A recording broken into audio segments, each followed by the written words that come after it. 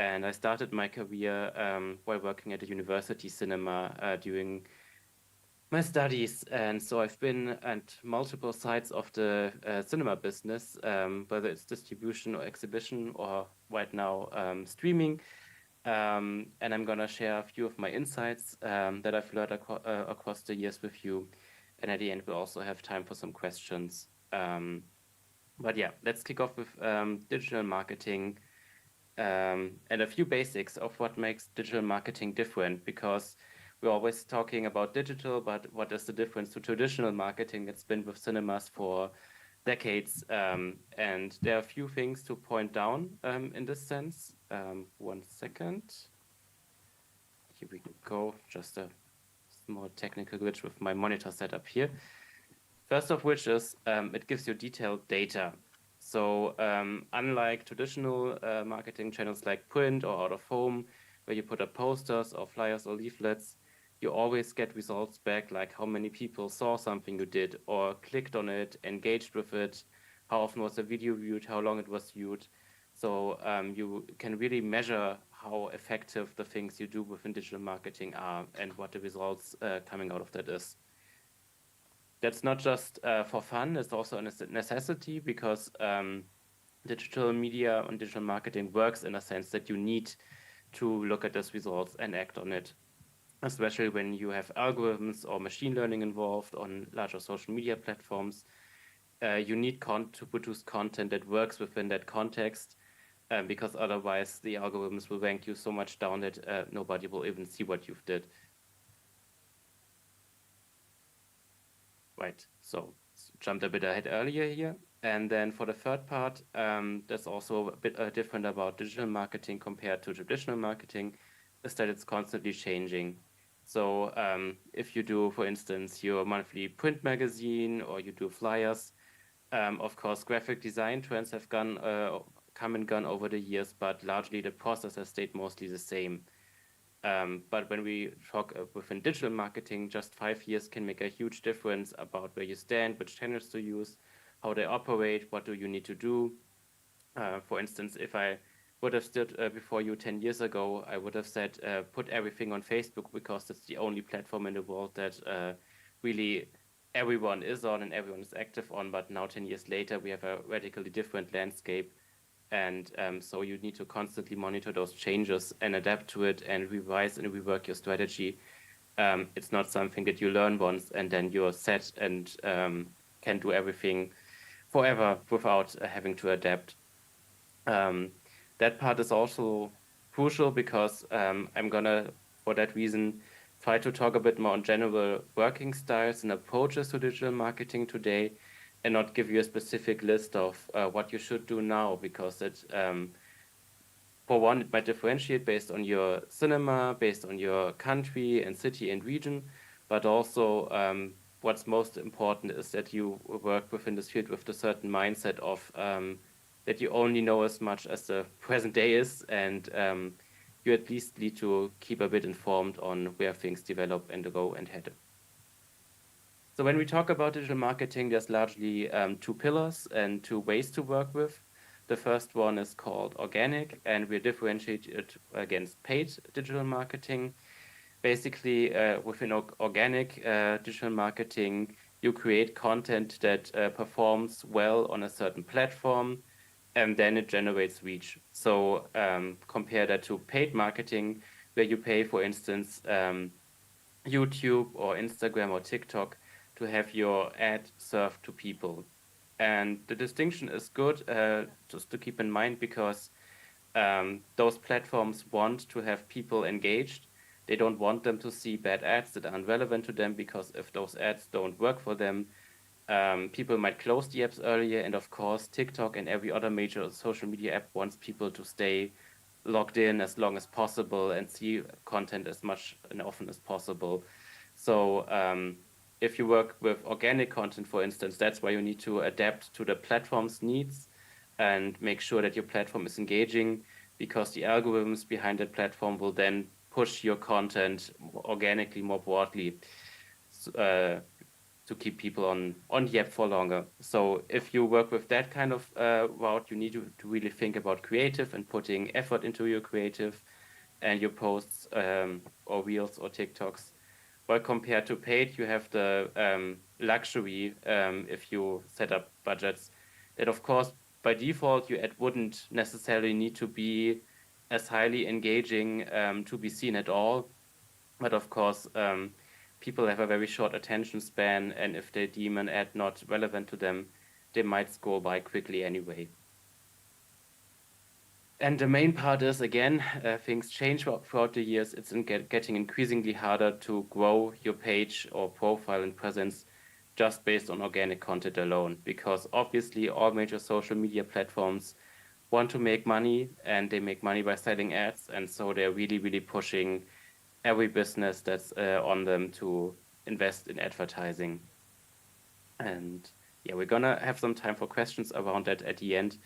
So if you have any questions, feel free to write them down, and we'll talk in detail about this later. So I'm gonna dive in. Digital marketing is a large field. Now in this first part of the presentation, I'm gonna dive in a bit more into social media. And after this brief introduction, you might be wondering, why do this at all if it's constantly changing and if it's hard to keep up, if there's major platforms involved? And the answer is fairly easy. The average internet user globally spends 2.5 hours daily on social media. That's longer than most movies still are nowadays, but of course, that's also changing a bit right now. But depending on region and age group, that number goes up even higher quite quickly. So for instance, if you take the same statistic, 16 to 24-year-olds spend almost 6 hours every day on social media platforms. And that makes it, because it's the most used form of media among most age groups, a crucial tool to connect with people and just remind them that you exist. Because we live in this thing people call the attention economy, where there's constantly different services and platforms just battling for the attention of consumers. And having this tool and these platforms where people spend so much of their time is just a very, very key way to keep engagement and keep people reminded that you even exist at all. And of course, on the other hand, it's a good way if you manage to break through the clutter of those platforms to reach out to people and introduce yourselves for the first time. Because no matter what the platform is, I feel a very helpful analogy is that every user's social media feed, depending on what app they use, is like an own private party they host. So just imagine that you would, if you were were invited to a party by someone you barely knew, you wouldn't run up to the host first thing and shout, "Here's my cinema program, come at this time and buy tickets now." You would want to make sure that you, first of all, are invited. So that's a question of, how do people find out about you? How do they see you for the first time? Do they have interest in adding you to their feeds and follow you and see more of your content? Does it look engaging and appealing to them? And then how do you show up? What kind of tone do you bring to the table? Is it fun and engaging to follow you along, or does it feel like a major university lecture where you're bombarded with information? And furthermore, what do you do to be a good guest? Do you do small talk with them? Do you bring them engaging and fun stories? Or are you just shouting, again, buy tickets, here's my show times, go ahead with it? Because I feel this analogy helps us to remind ourselves that, of course, as cinemas, we want people to buy tickets, but it's not the way people operate on the platforms. They want to have good content first. And if that's engaging, they then think about, okay, maybe I will take the trip to see that film or visit that cinema. But it's not a direct line of, I'm bombarded with this information and here I'm running out to chase that. So to do this for your local cinema or company, I feel it's very, very helpful to start out with a platform analysis. Because, for instance, these numbers I brought up to you earlier, those were global numbers. And like I mentioned, it varies very much by region and also by what you're trying to accomplish. So what we did at York and what I would encourage everyone to do is to do a platform analysis every year, just because things change and shift, and make sure that you keep track of what's relevant and what's not. And one way to do that is using research and statistics that are being done within your country. If you Google like social media trends and your country name, there are a lot of global insight firms that publish yearly or annual reports on how the social media landscape is shifting, consumer behavior is shifting. However, I would highly recommend that you only use this as one part of your analysis, and then on the other end, talk to your staff. It's easier if you have a broad range of age groups, which we have at York, but also your larger friend circle, families you're friends with, to see what's popular, what are people using, what's up and coming, what are certain apps that people keep mentioning, even if they're not known to you yet, and what kind of people are using them, and what are they saying about, oh, this app doesn't really feel like it belongs to me on the sense of other apps, because that's the best way to capture local trends, and see what would makes the most sense for your own platform. And we're gonna come to that part in a bit. But just to give you an example, when we did this in 2018 for the first time, we found that Facebook by that time was the largest site, and we had over 30,000 followers there, and it just seemed like a no-brainer to do everything on Facebook and not even look at anything else. But one thing that was made very clearly at that phase, was that people who were under 30 all kept saying, I don't want to use Facebook anymore, or I've deleted my account. And those among the staff who were even younger, they were in their early 20s, said they would never in their life sign up for Facebook because it's an old people platform to them, and they want to engage there at all. And that was by contrast to Instagram, where we had only about 300 followers, so only a very, very tiny fraction of the Facebook, apologies, base. And yet at that time, that was the app that people in the early 20s and late 20s just kept talking and talking about, that they always spent most of their time there. So here's a tiny error. Ignore this part about starting to lose its magic. That's from 2022. Then we looked at Twitter as well, because in Berlin there was a tiny subset, but an important subset of expats. In Germany, Twitter and the people who are German among the staff barely use Twitter at all. But those who are international students, expats, or immigrants, for instance, kept telling us that it's a huge part of their daily life, just checking expat Twitter and see what's trending there. And there was lots of discussion in English about what's happening in Berlin. And at that time, TikTok was in much more earlier stage, with a very even younger user base, below people in the early 20s. But because it was very new and fresh and hard to understand and conceptualize at that time, we thought, okay, this is too difficult for us to look at now, but maybe that's something for in 1 or 2 years when we do this every year and find now it's gotten popular enough for us to take a look again. And when you do this, localized again for your cinema and region, what I would encourage you to do next is draw up kind of this axis by sorting into low priority and high priority to see what platform do you want to give what amount of work hours and budget. And also just on the other hand, keep in mind which platform is actually popular among broader audiences, and what is a niche platform that might engage with a highly activated subset of users, but it doesn't have like the broad mainstream appeal of everyone being on it. And just to have like 2018 again as a reference, when we logged those 3 apps inside of that spectrum, we found that Facebook, of course, was still on the top right, because it was popular. It should have high priority for us. Everybody was, in most sense, using it. But because we knew, okay, Instagram was still small, but young people kept saying this is their platform of choice, that we would need to give it high priority, even though it was small and we had like only 1% of the follower base of Facebook. And on the other hand, we saw, okay, Twitter might have relevance as a niche platform where we only need to direct a fraction of our resources and budget, but we have a focus, okay, we only want to reach expats and like certain community groups with a more limited set of social media strategy there. But Instagram, from that part on, was very quickly our new main focus, even though it wasn't the biggest app. And so when we then took that into 1 second, that was too fast, into a platform strategy, we developed a specific subset about what to do on Instagram.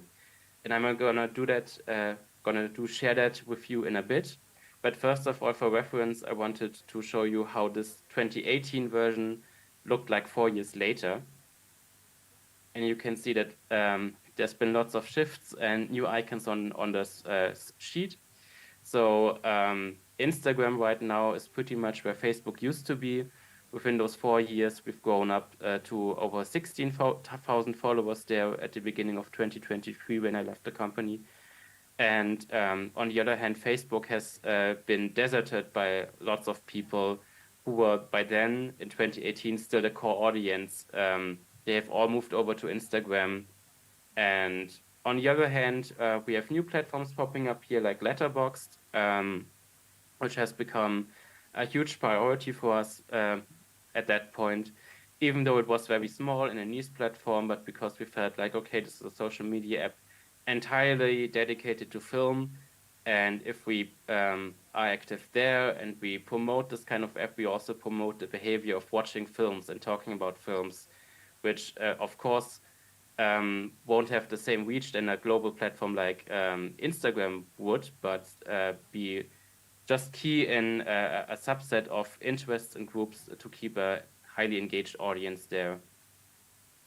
And we've also experimented with TikTok. We've put it here on high priority because it still is only used by, or was only used by a younger subset of the population at that time. But we tried to figure out ways to engage with TikTok. And on the other hand, Twitter we deprioritized because it fell in usage in Germany. We also briefly experimented with Pinterest. And even though it's a popular platform in Germany, we just didn't found a way that worked in the end. And yeah, just to give you a sense of how that larger platform strategy can translate into a strategy for one of those single social media platforms. For Instagram, after we made those 2018 analysis, we said, okay, we definitely want to focus on reaching younger audiences there, and we're not gonna try to attempt to capture everyone from 14 to 80, but just really, really use this channel as a young audience development tool.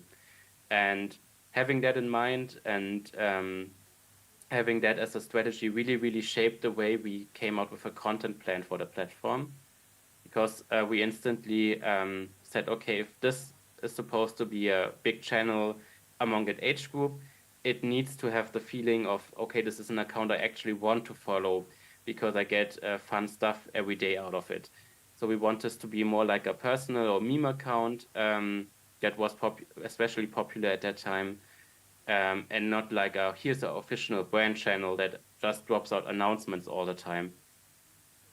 And we really, in that sense, were trying to get for a vibe that was like the cool friend within your friend group who always knows what's playing in cinemas or has ideas to do, and that you want to engage with or that you reach out to when you are in the mood for watching a film or doing something and ask, hey, what can you recommend to me?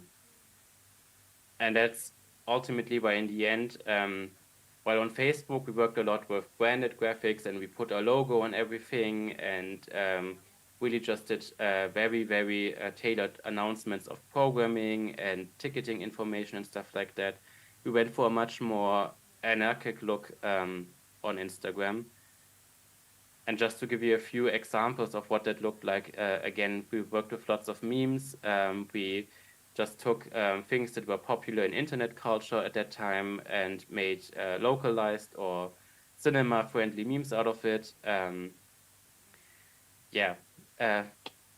Don't have enough time to go through every one of these, but if you go to the York Kino Gruppe Instagram channel and scroll a bit, you can still see a lot of them And it's just bringing that playfulness and also showing younger people, okay, we don't take ourselves so seriously, even though we do art house cinema. You are welcome here. We are open to everyone, and not like this very academic place that you would need to have lots of background knowledge to engage with film, but really be a welcoming and fun point of interest. And again, like I mentioned in the introduction, it's key to look at the numbers you have for this, because Instagram allows you to see for every post how much people you reached, how many people engaged. And by that, you can track what's popular, what the platform is rewarding, what kind of content is working in an organic way with Instagram's algorithm. Um, you need to do that if you do Instagram, but basically you need to do that with every platform. But you should also be mindful that if you only optimize for maximum engagement and nothing else, your content will look boring quite quickly, because it will then just lose lots of its personality. So it's always a balance of, okay, we really want to do this, but we know the algorithm won't reward it in this way, and sometimes doing things just to keep the algorithm happy and people seeing your posts. On the other hand, Instagram and also TikTok, but basically all major social platforms, offer you the ability to look at your follower insights or audience insights. And that's especially useful because, I'm just going to use the laser pointer here. You can then see, for instance, when are your followers or your audience using the app. And one thing we noticed early was, okay, we initially posted everything around 12 or 13 o'clock, because we thought we wanted this to show up so that people then decide, okay, I've seen this at noon, so now I'm spontaneously gonna go to the cinema in the evening. But then we realized, okay, but most of our follower base is online in the evenings, so we should move our posts there, even though it was counterintuitive to our thinking as cinemas, because we felt like, no, in the evening, people should, of course, always be in the cinema. And that's a great way to just challenge your own assumptions about how people operate, how your audience operates. And so that was a brief word on Instagram and what we did in the past years with it. I'm going to use the final 5 minutes just to give you a brief outlook on where things are heading in the next years. Take all of this with a grain of salt, because nobody can predict anything in the end, but based on where things currently are going, I'd leave you with these 5 hints for the future. First one, and this is perhaps most fairly obvious, TikTok style of just putting video in front of the user with brief funny clips taking over the entire screen is really the dominant form of content. Instagram right now is shifting more and more resources on Reels, which are their clone of TikTok. They've publicly said that it's going to be their priority for the next years. It's going to be video, video, video. So if you set up a new strategy now, you need to take that into account. And the second part is also just a continuation on what I've told you earlier, because when you post something on TikTok or a Reel, those platforms within seconds evaluate what your video is, what content it features, who might like it, and who the algorithm is gonna show it to. The graph on the right is from an official TikTok presentation where they were explaining how quickly they evaluate with their machine learning tools the value of a video. On the other hand, this algorithm-driven way of structuring an app means that following someone or following a dedicated account is going to mean less and less and less, because the algorithm decides, okay, no, this video works this way, that way, that way. I'm going to show it to this subset of users based on any number of reasons we don't really understand and know, because it all works in a black box. But what that means is you can count on, even if 50,000 people follow you, that they're going to see all of your content if it's not tailored to the platform's needs. So you really, really need to speak the language and the style of the platform that you're based on, even more than so in the previous years.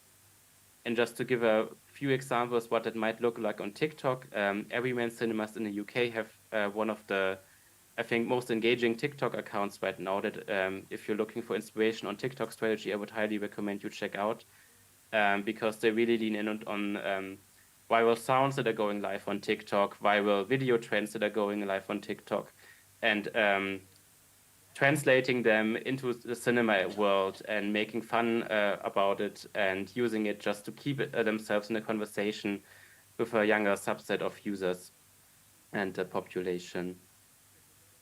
Okay, whoops, apologies. Right, and I've basically covered the third part already, so you really, really need to strategize more about content that works in a way that the platform wants, so not gonna repeat that again.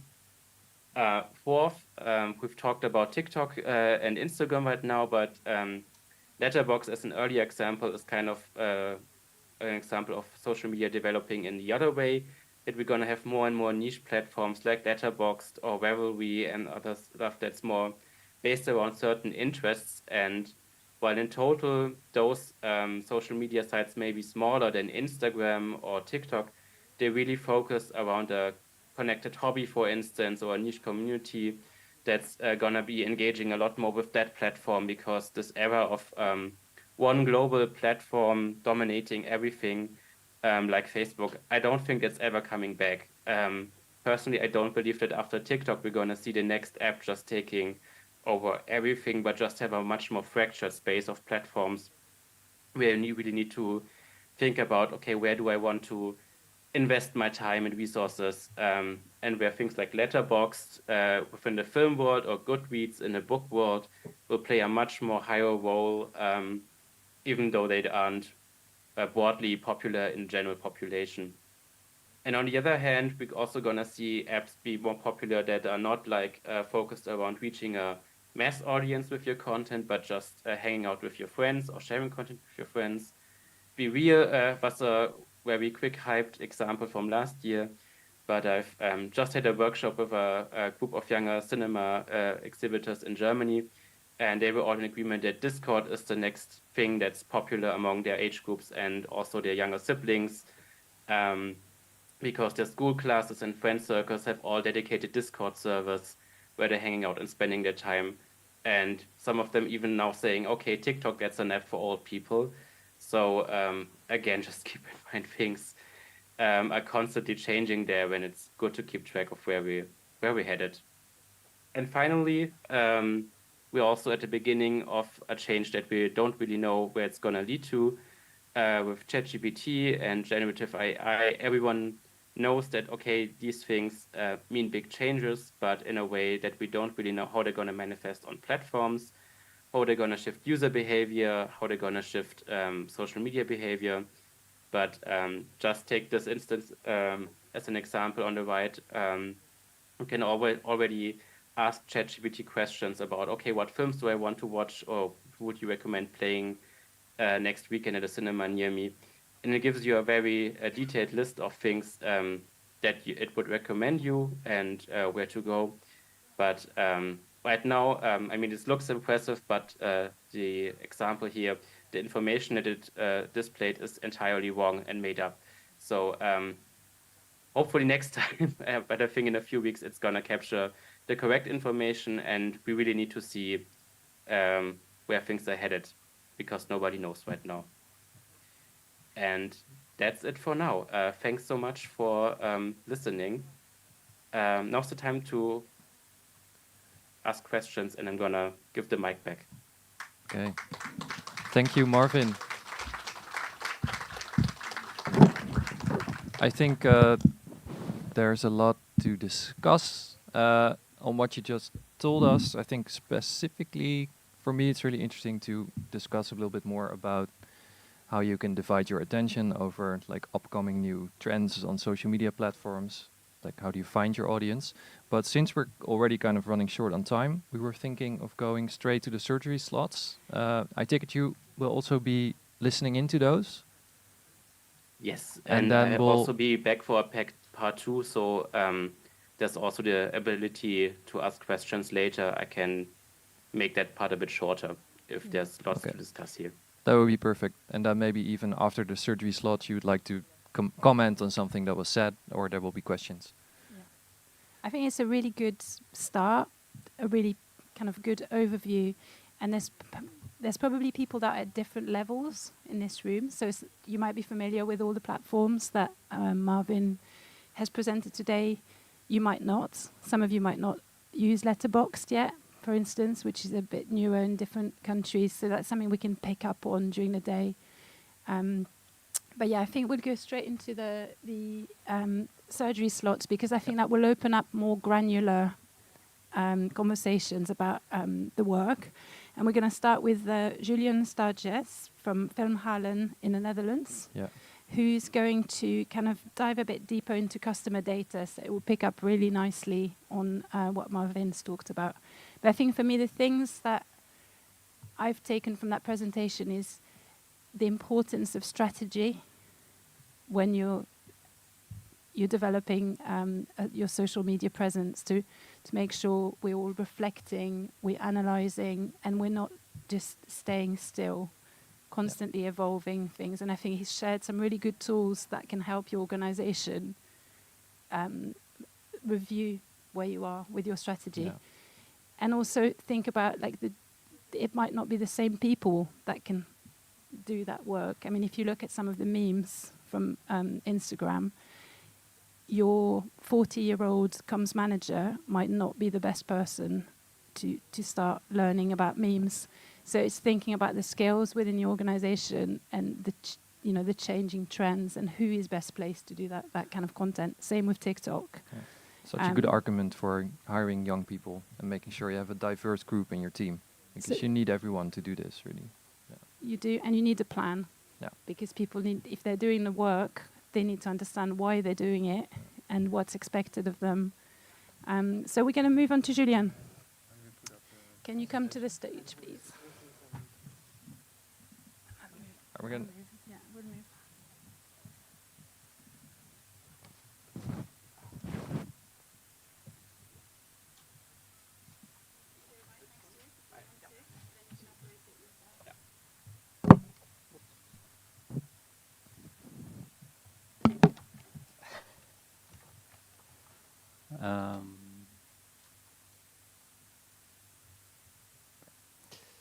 Hi everybody, my name is Julien Staartjes. I'm the marketing manager for FilmHallen, Filmkoepel and the Movies, 3 cinemas in Amsterdam and Haarlem. It's a town right next to Amsterdam. I'm here to talk to you about our marketing strategies and goals. First I wanted to let you know that our main marketing tool is actually our website, and I think I spend most of my time actually just fine-tuning it and adding content, changing content, analyzing how it's working. And our main marketing goal is actually retention. So we try to turn passerbys into returning visitors, and ultimately into ambassadors. Also because we believe that the power of word of mouth is super powerful, and your ambassadors are the best people to promote your cinema, and they bring in new audiences. So this strategy is working both to keep your audience inside, as well as attracting new visitors. A very helpful tool for us in getting more retention is this. Wait, sorry, I have to really bend for it. It's the Cineville card. I don't know how many of you know what it is, but I'll just very briefly introduce it. It's basically the all-you-can-eat loyalty card of Amsterdam, Netherlands, art house and independent cinemas. Excuse me. It started in Amsterdam. So for a fixed amount per month, you can see as many films as you want. So this card plays a very big role in our marketing. So how do we achieve retention? Well, we collect data, a lot of data. Because we try to get to know our audience, and the best way to do that, we think, is by analyzing how they use our website. So we look at 3 types of data. First of all, is website behavior.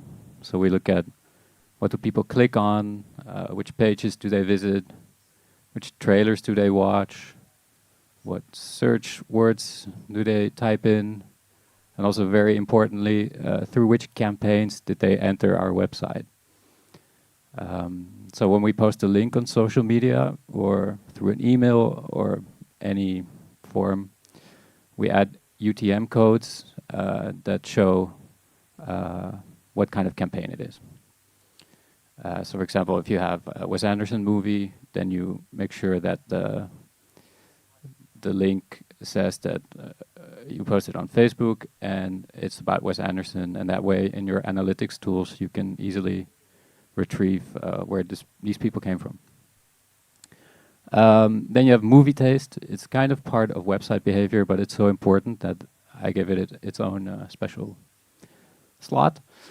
It's not only which movies you like, but it's also what kind of movies you like. So we also categorize every film we have on the website. So is this an art house film? Is it a blockbuster?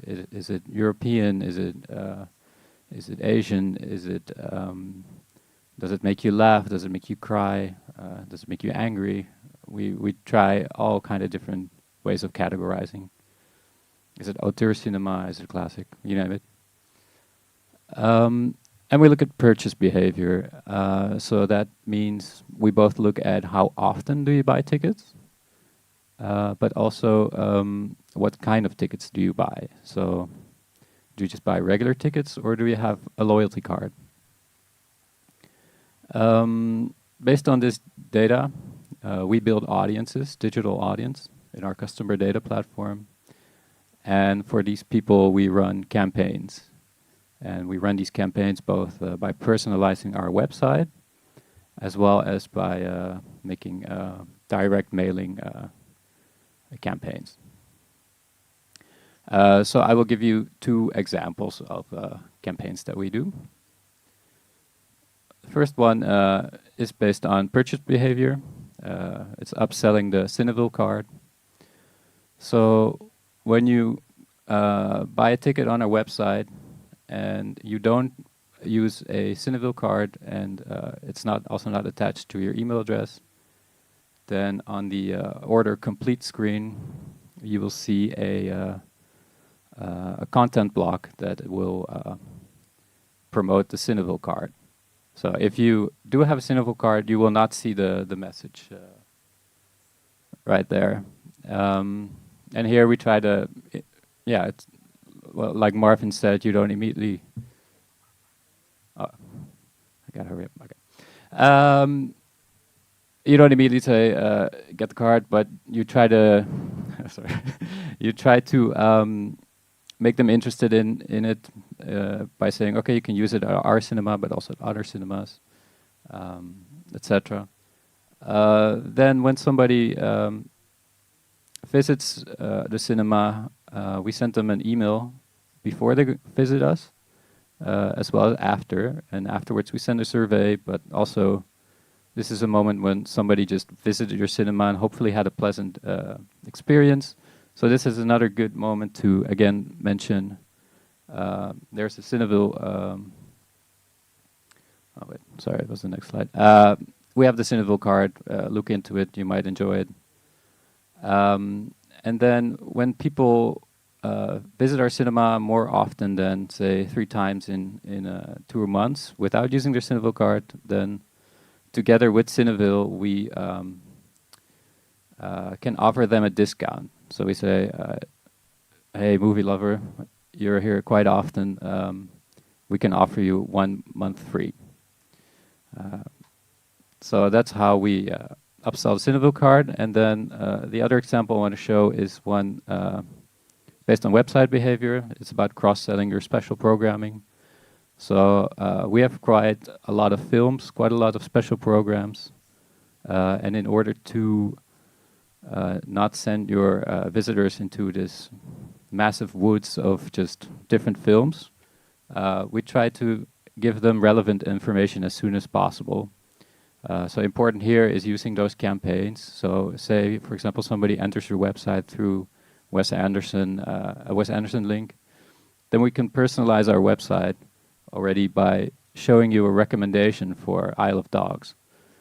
Or when they enter your search, enter something in your search bar, again, there's Wes Anderson movies. Yeah, so we believe that by offering this super relevant information, we make it easier for people to buy tickets and not get lost, which hopefully turns into a pleasant experience and makes them return to the cinema. Thank you.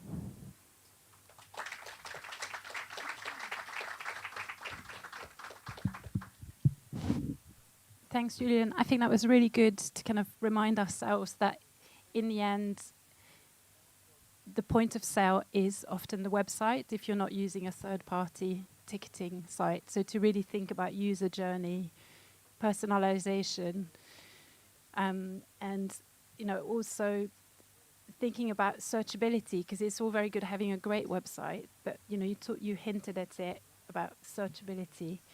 Yeah. Can you just expand a little bit on that?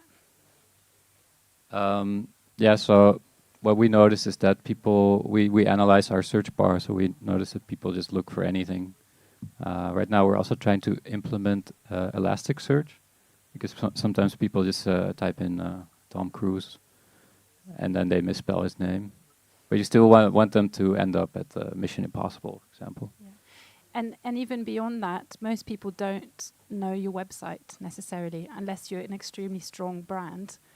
So what they will probably do, what I do when I want to go and see a film, is I just type the name of the film and Bristol. Try that on a regular basis and see where your cinema comes up. And you mentioned a little bit about like searchability. Is that something you look at as well? Yeah, like search engine optimization. Yeah, it's Google also constantly changes the rules for what determines how high up your page is. So it used to be just use, if you want to focus on a movie title, just put in that movie title as often as possible in your page, because then it would be relevant. But now they look at really how relevant your page is by looking at how long people spend time on your page. So yeah, make sure that everything about the movie is on your page, so people will find the necessity to actually stay on your page. Yeah. And also, one thing we haven't yet touched on is newsletters, which are like a major driver, I think, into website. Is that something you put a lot of attention into? Yeah. Actually, I think it's maybe even our main communication channel. Of course, Facebook, Instagram are also very important, but this is a place where you are guaranteed to reach these people. Whereas with Facebook, if you have 10,000 followers, you will only reach a number of them. And with your newsletter, you reach everybody. It comes into their email inbox, so if you're lucky to even get a notification that they got a new email. You can analyze everything. You can also personalize these emails. If somebody likes Wes Anderson movies, you can give them a newsletter that's focused on Wes Anderson. Yeah, so we're starting to form a picture around, social media is great for the brand, visibility and so on, and then, really think about your website and your newsletters and so on to actually make transactions and make sales. We're going to hold it here, but I'm sure there'll be questions later on, so we'll invite you back. And we're going to move on to Milan Simanek. We're going to start with Anne-Laure Louvet from Galeries Belgium. Thanks, Anne. Who's going to she's going to build on what we've just seen, but you're going to talk about loyalty. So please come.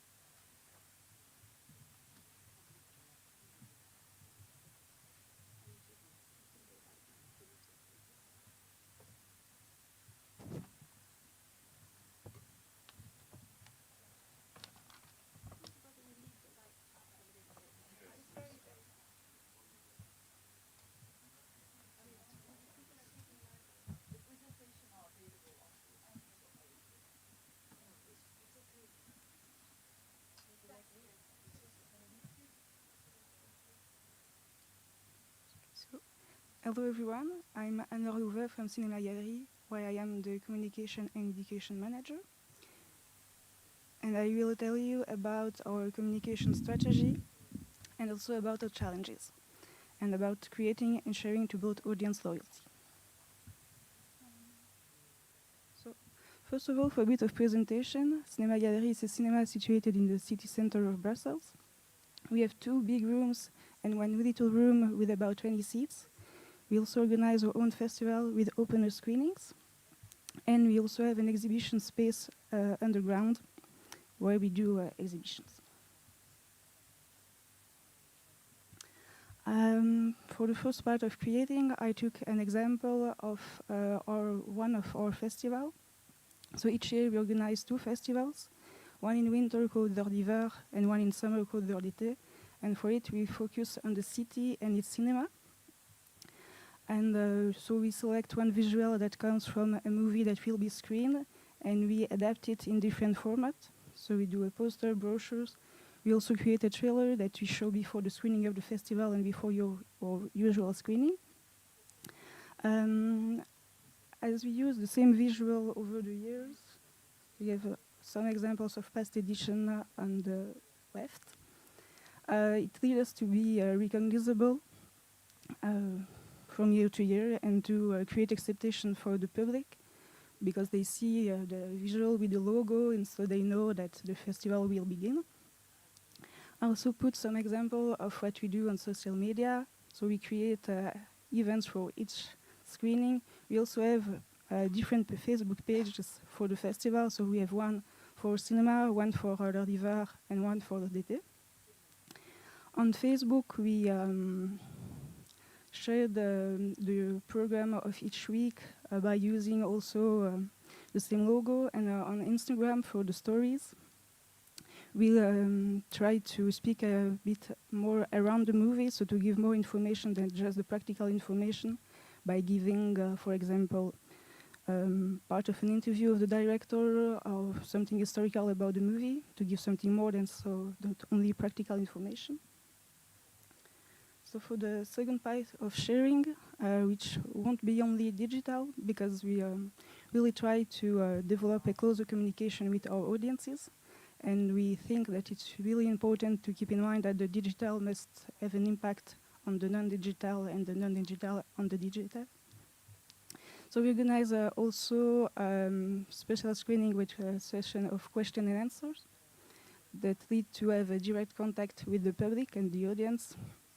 For a festival, a special event, we also target audiences. So for L'Heure d'Hiver Istanbul, we contacted the several Turkish associations in Brussels, and we invited them to our screening and asked them if they could share the program with the audiences.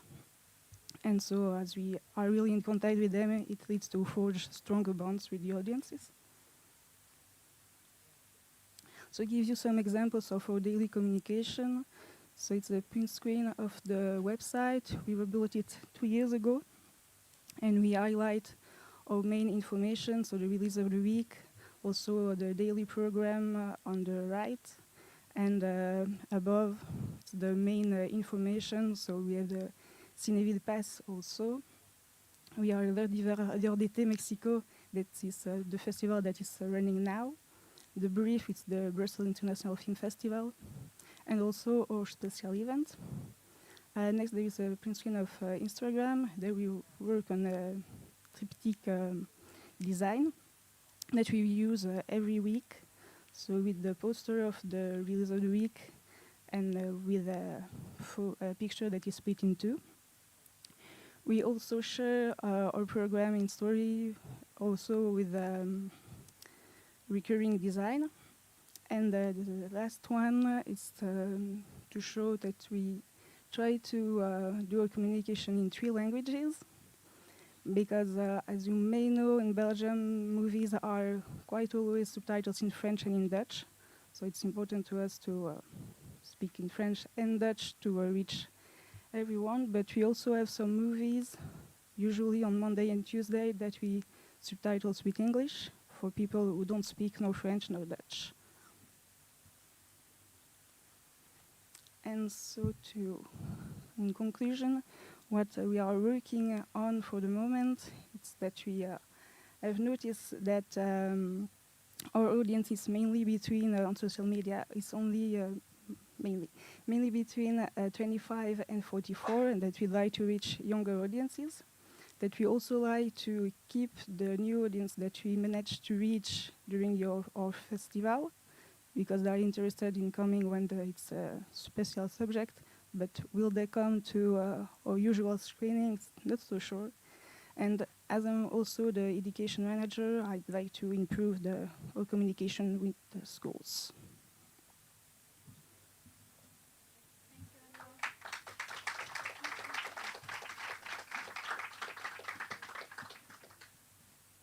Yeah, and I think some of the challenges that you're facing are reflected in the room. I've read through all your questionnaires, and there's a lot of similar challenges around the young audiences. So it's something we're going to keep going back to. But yeah, thanks very much for sharing those insights. And we'll try to solve your problems over the next few days. That's the plan. And we're going to move to the last presentation of this little section. So I'd like to invite Milan Simanek from Kino Art, Czech Republic, who's going to look at damage control. So I think that's a really interesting one, because we all know, if you run a website, we all know the trepidation with which we approach TripAdvisor or any of those websites. And you're going to give some tools. Yes. Please speak into the mic. Sure. And quite clearly. Sure. If you want to move to the next one, then you can operate it. Oh my God. Yes, of course. Hi. I don't know about you. I've never been woke up so early on Sunday in my life.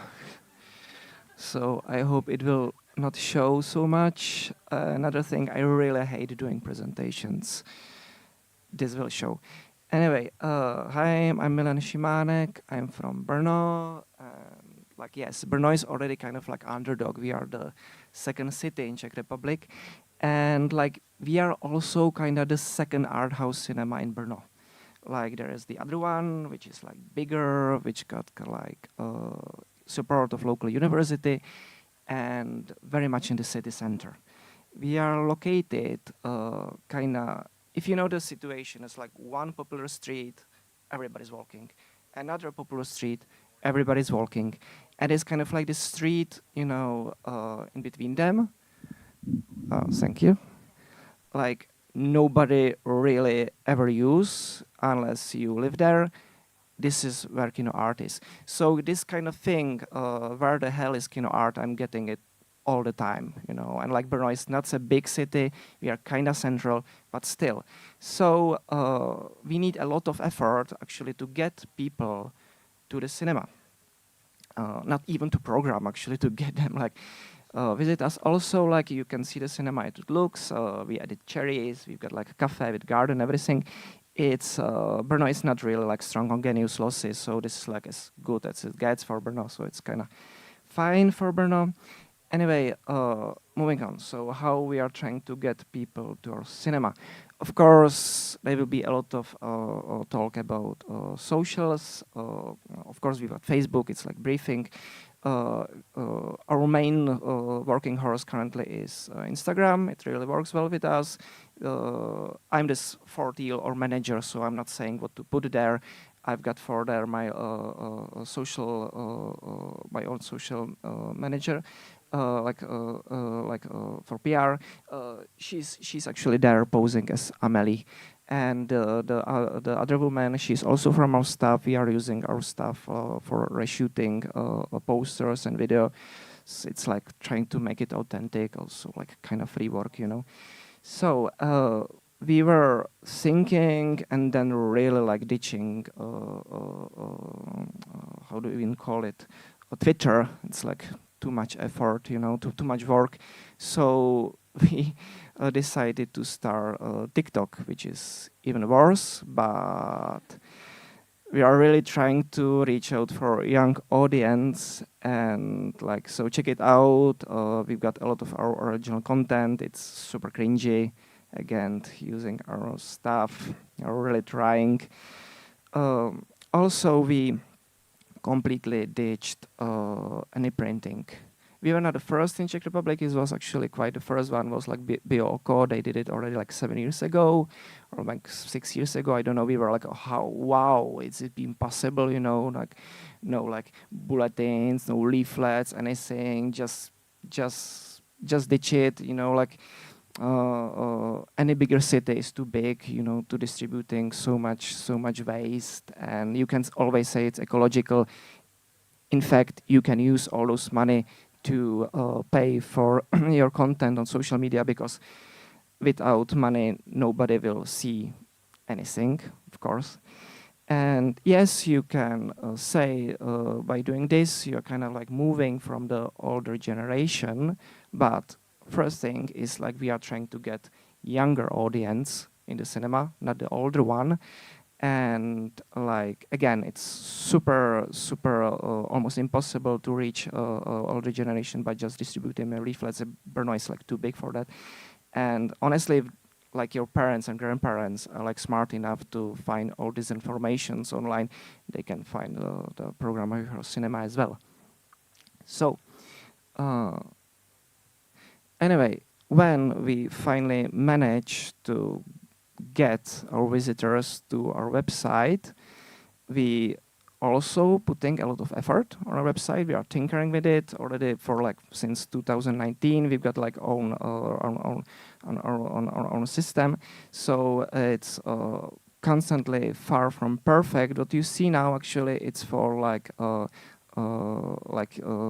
English-speaking audience. When you get like the English interface, actually it's like gray out. Like for example, people projections which are not English friendly. It's one of features we got. Anyway, about the Google ability, it also really helps if you got a lot of like original content, like, and so people like looking for some movie, bam, on a website, some, for example, some random Spanish movie you played like 3 years ago, and some like one time and during some like Spanish presentation, bam, they are on your site. Hey, this cinema exists. They've got a really interesting content. Let's check it out. To make it even like more like user friendly, we've got even like the like features. When you like, for example, click, if you see it, for example, in France, it will show you all movies which are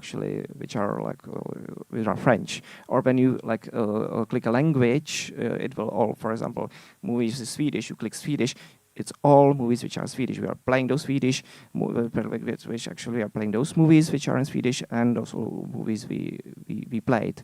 The same for director, actor, anything. Amazing thing. Only still didn't figure out how to communicate to the people actually to use it. So like logical next step is also like to get some kind of like your own interface, so you're logging in the website and you can even like rate movies, everything there. It's actually kind of ready for it. Again, like dealing with some like technical issues, because like how to make people to like be logging on our website, and realizing when you actually have to log in for buy tickets, it's kind of like different system, different providers, kind of didn't figure out how to like connect those two things together. And doing that, we so far like till now, like recently we also did newsletters, again like too much effort. But when you have like a website which is like showing, for example, when you can click your preferences, okay, I'm obsessed with Mario Cotillard and I love Brazilian movies, and you can click it there, the newsletter then can be kind of like automatically generated. Or, hey, did you know that new Mario Cotillard movie is on? So like this is kind of being prepared, let's say it's like next year or 2 years. Yes, the thing is, being underdogs, we needed like aim on some created like own target audience and something like do something which other cinemas are not doing. One of our target audiences are expats. Yes, Brno is student city, but actually students, they are too busy spending all their money like partying, so like we do not really expecting them like buying tickets. So talking expats, I really think more about people who are like working there in corporates, in like education system, or just like being useless, but they are there and got like money and like some social and cultural life and so on and so on. So this is like our target audience. To make it even more clear, we make this like tech expat friendly, because like we are trying to put as much content as possible with English subtitles. Czech movies, all Czech movies, or like premiere Czech movies, it's more and more possible. Only what you need, often you just need to ask the distributor. Any movie, basically, for example, when they are like running into the festivals, of course they've got those English subtitles. They are just not telling it. So it's like, hey, don't you have, by the way, English subtitles for the thing? Oh yes, actually we got them. Like, funny you asked. So this is often the case. It's harder with movies which are not Czechs, because like subtitles, as very much everything else, is falling under license. So we would love to play also more like, for example, European cinematography or Asian cinematography in English subtitles. But often like dealing with like license problem from the side of distributors. It's also good to aim also, for example, European cinematography, because like those American movies, you can like watch it online, you can torrent it, but like try to torrent some like current Spanish movie. Yes. Oh, slow down. Yes, I was expecting you. Oh. Okay.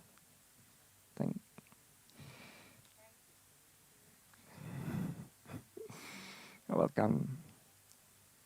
Yes. So, it's also not only like at people who can like consume program, which you can they only in your cinema, but it's also about creating like a friendly space.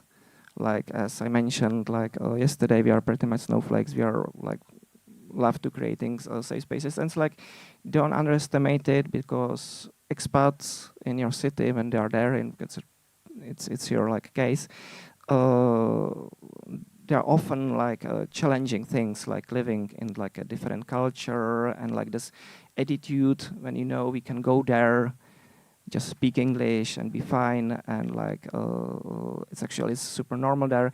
It's kind of like creating this kind of like feeling of community. And like often when you create like the different groups of like expats, just like figure out they can hanging up in your spot, that's the goal. It also helps when it's authentic. My wife, she's American, so like it's very authentic, but the thing is, it's actually wonderful to see when you're playing some like expat friendly, and there's a lot of foreigners, and like almost none of your friends, that you expect there. So it's like, hey, we are doing really good job. We even managed to play like all Czech movies from National Film Archive from like 60s, 70s, and again, like how to show this movie in the cinema, because you would accept it. We like just like 10 senior citizens there. We very much like targeted as this like expat friendly, hey, come to absorb some Czech culture, come to get to know what all your Czech colleagues already know, because they saw it like 3 times on TV, or like 30 times on TV already during their lifetime. And so we managed to get like for old movies like really like Ucho or so like the ear, like really cinema full of like relatively young audience, and a lot of people who are watching seeing that movie for the first time. It's really wonderful. Talking about communities, I again like mentioned like LGBT community, again like interesting, quite similar matter, like to create safe spot you are not in some like random super Czech place. You can feel safe here. It's normal. Again, like it really helps and it's authentic. As a lot of our stuff is queer, so it's like it helps. It helps, and yes, and again, you're trying to like create your target not only like because when you've got like really good movies, everybody come to see your cinema, but you need like people coming to your place, or even though like the dry season. Yes. Also, we are trying to do like community events, like flea markets, and so it's like surprisingly extremely popular. It's again things which is like being like popular for like past, I don't know, 5 years or so. There's like those open street events or so. So it's kind of like the similar vibes. We invite like indie or like young sellers or like freelancers and so to like sell the stuff. I don't know how much stuff they actually sell, but the important thing, the place is packed. And like people will go there just to this kind of event, and like yes, they reach your building, reach your cinema, mission accomplished. And yes, I've got on my last slide already. And as I was saying about like reaching your audience also. We are also like running like some of you are also like some like special events like pop-up screenings.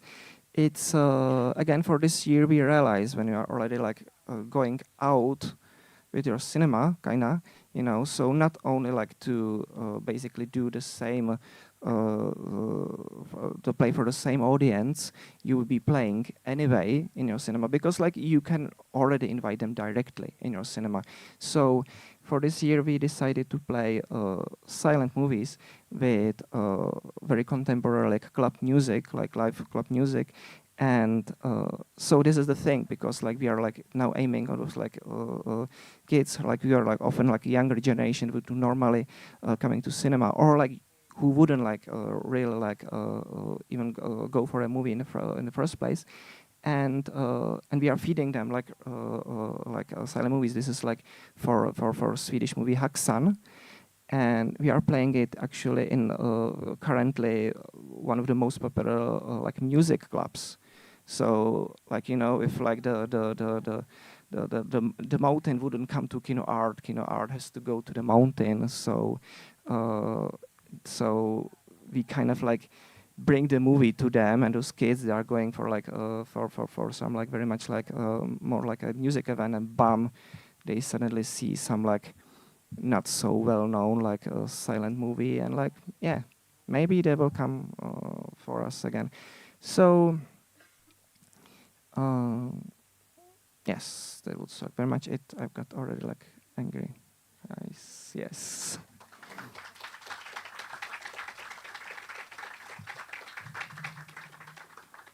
Thanks, Milan. Do you want to stay here for a second? Oh, sorry. Oh, sorry. I've got light. Also, I've got The merch. Yes, the last thing actually, it's we decided to use a lot of like awkward or even angry reviews we are getting on our Facebook or on Google. We are all like trying to like what to put on our merchandise, because we are very like black and white. We've got very beautiful logo, but it's kind of like boring. Like who would buy it? You know, I'm not creating army. So we started to use those reviews. This is no popcorn here, 4 stars. I wanted to bring more, but they told me it's sold out. It's actually wonderful. Like more stuff, we got like T-shirts. Actually, there's the presentation is like original name of the presentation is like was 2 alternative for me. So it was 2 alternative for me, 3 stars. We got it actually on the also on the T-shirt. Currently, we are preparing a really lovely review, which is really summing up Kino Art. It's for T-shirts, small but decent, 4 stars. Yeah, it's Thanks. for boys and girls. You get it. Thanks, Milan. That was really inspiring. Thank you. Yeah.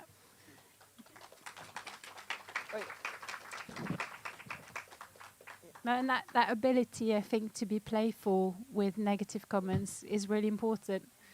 We've done a similar thing to your merchandise idea at our cinema using the comment boards. And we have one customer that comes in every day and writes, "Not as good as Jurassic Park."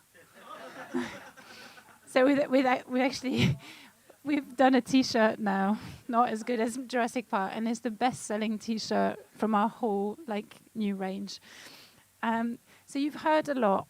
You've taken on a lot of information. So I really want to open it up. Hopefully, Marvin, voice of God, are you here? I'm here. I listen to everything. Oh, that is so great. That's brilliant.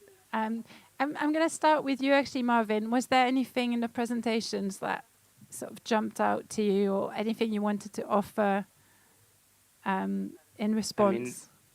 What I think was very clear from all three presentations, and I feel that's the key thing to take away, is really, really knowing who you're trying to reach and who you are as a brand. Whether it's about a festival or a specific programming section you do, or the cinema in general. I think Kino Art is really just a great example by really having the focus on young audiences, to not do anything that would be in the way of reaching that goal, even if it may seem alienating a bit to older audiences.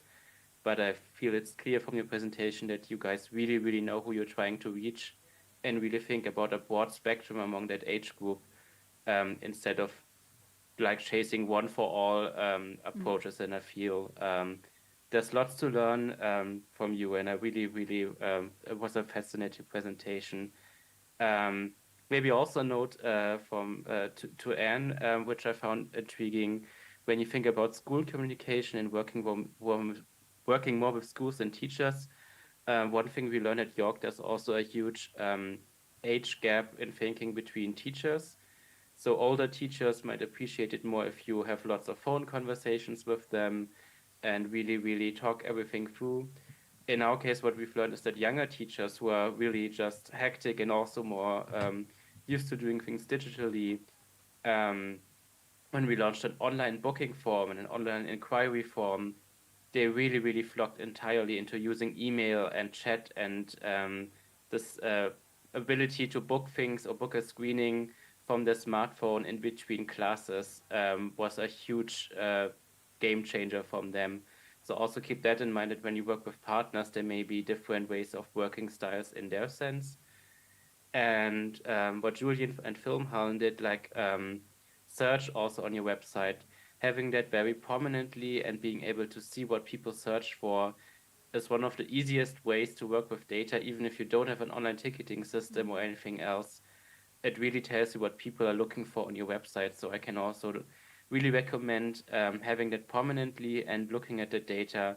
One thing we, for instance, found is when we do open air cinemas at York, they do it every year.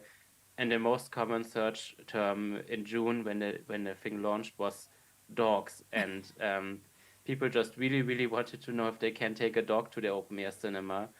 And that's something that we've barely gotten any calls or emails about. But apparently there was a large group of people who were looking for that information, and possibly because they didn't find anything, they just assumed that they couldn't go to the cinema because they don't want to take the time and actually call and make that clear. So really, really encourage everyone to have a prominent search function and look at what people search in the end, no matter what the size of the cinema is. It is kind of understanding what people want, but they don't tell you. The invisible, like how to make that visible through your data search and so on. I was really impressed as well with the last presentation in terms of the clarity about who they are, what their brand is about. In terms of really thinking this is, focusing on the expat community, especially if you're in a big city where there's a lot of competition, is really thinking, what is our USP? Because that will seep through your whole comm strategy. If you're not clear about who you are and you're trying to be everything for everyone, it will be very, very hard to have an effective marketing strategy. Would you agree with that, Marvin? Absolutely, Yeah. 100%. I feel that was so brilliant to follow along. And also, even if you're not in a major metropolitan city, I would also just encourage you. I mean, this lab is a great example. When you're in a smaller university city like Constance, where I worked in the cinema first time, there's international students there as well. And at York, lots of people still are German native speakers, but they have one friend in the group who's an international student, or just who they've met who has French or Spanish as their first language and understood only a few hints of German, but would be more comfortable in viewing English subtitles. So the entire friend group is able to go to the English subtitled version. So I would really encourage everyone who has a major university or similar things within their reach or as a target group to think about in what ways you could potentially reach out to those audiences, because they're always looking for fun things to do in the local town, and we're not always offering them. So that was a really, really great to see how much you did things for that community. And how did you feel about newsletter? Because I was slightly horrified when the last speaker said about ditching their newsletter. That for us, it is our biggest selling tool, the newsletter. So I wonder how you feel about newsletters, especially now at MUBI, in your role where you're talking to a much more like global online community. Like, is there a role for newsletters still, do you think? And absolutely, and I think it's getting more crucial, but I feel it's also depending. If you have people who may only stay in a city for 1 or 2 years when they're experts or students, they're less likely to subscribe to those things. And in general, you need to reach a certain age, I feel, to really be comfortable with newsletters. I don't know, when you're 18 or 20, emails are just not as cool and relevant to you than when you're 25 and you need to keep track of more invoices and stuff and check your inbox more often and are more used to that procedure. I would highly, highly recommend newsletters in general. I'm going to be talking a bit more about this in the second part of the presentation. Great. But as an alternative, one thing, for instance, at York, there's a horror film series called Creepy Crypt, and they're working with a Telegram group where there's just announcements and stuff and regular posts about what screenings are next. And the Telegram group is really popular. So if it's not an email newsletter, you can also think about doing a WhatsApp, Signal, or Telegram groups. The only downside is you need to settle there on what kind of messenger you use and stuff like that. yeah, And email is just universal. That's its biggest strength. bring back the facts. That's what I say. So we're going to open it up now. So I'm sure you've got some questions or comments. Now's your chance to sort of ask some questions. We've got one at the back. Yeah, if you can use the microphone, because we have got an online audience as well that are following this. And obviously Marvin won't be able to hear us. Good morning. Yeah, it's working as it is. Yeah. Good morning, Marvin, and thank you again, and thank you all of you that presented. I have actually 2 questions / comments. Sure. The first one is for everybody. Something I felt in all presentations was focus on engagement, and then we don't discuss as much as what the space between engagement and conversion, because we all need and want people to go in and buy a ticket. And usually in our work, and I'm communications manager, even if I'm above 40, and I do beautiful memes, is that space between having people engaging and having them going to the cinema. And that's where you usually struggle. We have very good engagement with audiences, but then the conversion rate is not the one we actually wanted to. So this is a very open issue on how we can move from engagement to conversion, or how do you track that? I know Marvin in York did some of that work about tracking how people, after being engaged, actually go to the cinema and buy a ticket.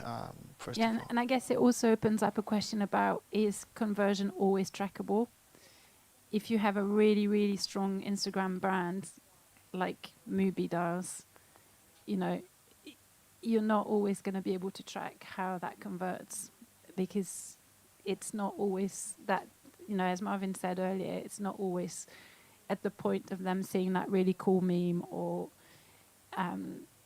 seeing some merch or whatever, they might not make that decision there and then, and they might make it in their own time, using a completely different platform. Exactly. That's exactly the point. And the second one, I have a disclaimer. I actually was in training with Marvin 2 years ago in the CK in Venice, and I went back home, just going back to what we take when we go back home from this kind of initiatives, and I decided to ruin my strategy at the time and then move forward with something that we called Go Crazy. This is to say that we our communication strategy is to say whatever comes to mind in every day.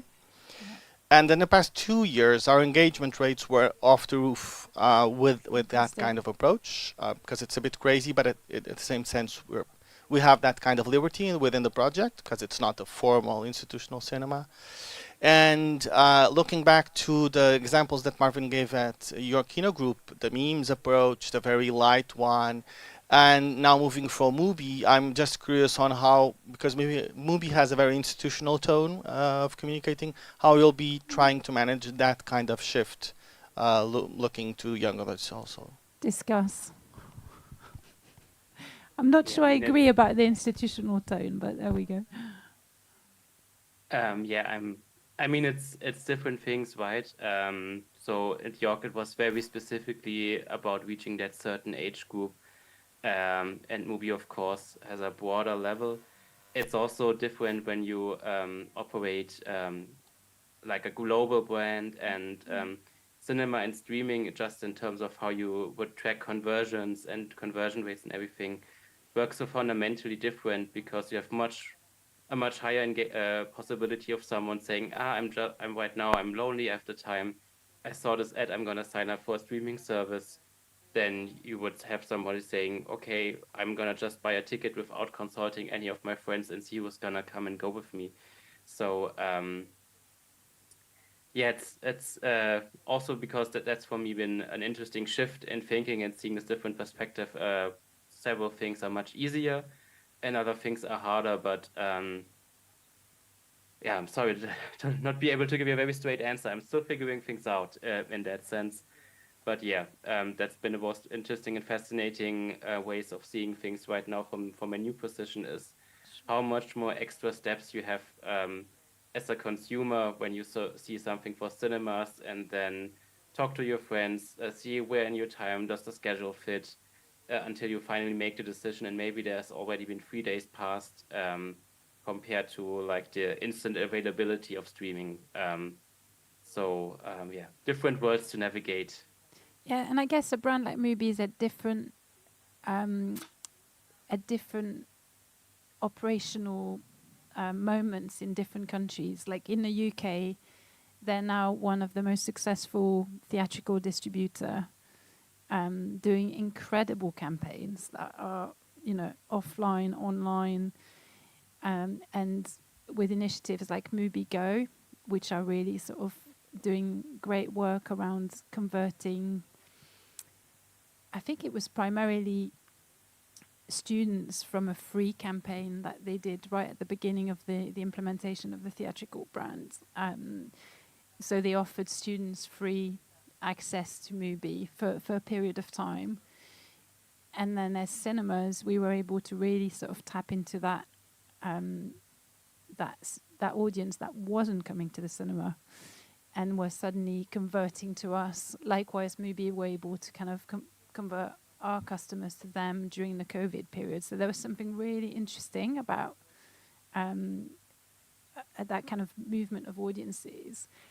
And ultimately for us, like our collaboration with MUBI was very much around that cinephile community, that young cinephile community that's burgeoning and is starting to come through, and how we make it quite seamless for them to move between, let's say one day it is the MUBI thing at home, another day it's like, I can get a free ticket to go to the cinema with MUBI Go, or then we'll have a festival which might be more about the highly engaged, and looking at some of the stuff Notebook is doing around writing, commissioning writing. So it's interesting, isn't it, that relationship between cinema and streamers, where where that's going in the future. And I noticed in some of your questionnaires, some people were quite anxious still about streamers and how you can compete with that.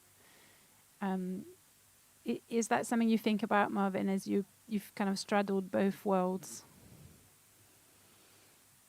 I have, but I mean, I had the luxury of switching to MUBI is that's a very theatrically friendly company. I mean, lots of people working there have been participating in this exact same lab format that you all in right now, have come from different cinemas and backgrounds. And in Germany right now, we've also launched MUBI Go.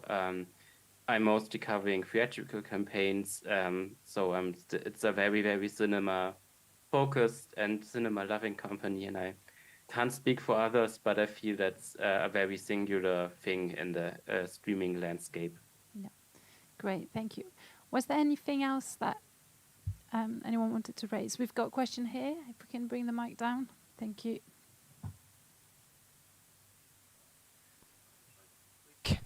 Okay.